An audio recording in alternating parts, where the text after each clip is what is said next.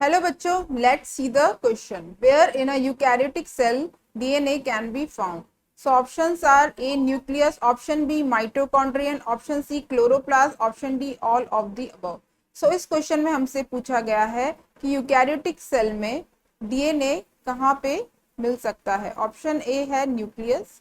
सो nucleus, yes, nucleus के अंदर DNA present होता है इन chromosome.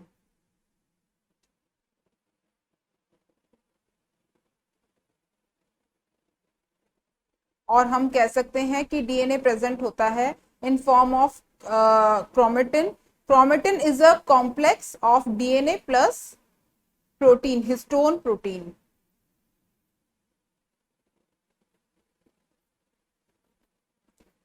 Okay. Option B mitochondrion, yes, mitochondrion के अंदर भी डीएनए प्रेजेंट होता है. माइटोकॉन्ड्रिया में इनका सेल्फ डीएनए प्रेजेंट होता है. तो ये जो है डीएनए, सेल्फ डीएनए प्रेजेंट होता है, इसलिए ये रेप्लिकेशन की प्रोसेस के थ्रू प्रोटीन सिंथेसिस करते हैं. सो माइटोकॉन्ड्रियन में अपना सेल्फ डीएनए प्रेजेंट होता है. क्लोरोप्लास्ट, यस, क्लोरोप्लास्ट में भी अपना सेल्फ डीएनए प्रेजेंट होता है.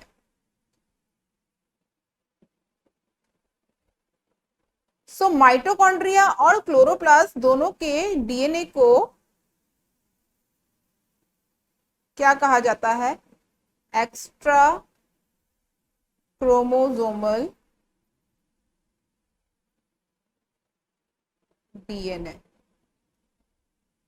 एक्स्ट्रा क्रोमोसोमल डीएनए ऐसा क्यों कहा जाता है? क्योंकि जो न्यूक्लियस में जो डीएनए होता है, न्यूक्लियस का जो डीएनए होता है, दैट इज जेनेटिक डीएनए. और हेरिडिटरी डीएनए, इसे भी हेरिडिटरी डीएनए भी कहा जाता है. ऐसा क्यों कहा जाता है? क्योंकि ये जो कैरेक्टर्स होते हैं वो ऑफस्प्रिंग में पास ऑन करते हैं.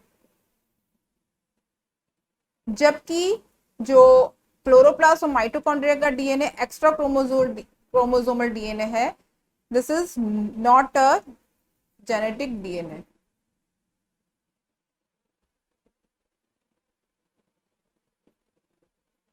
ओके.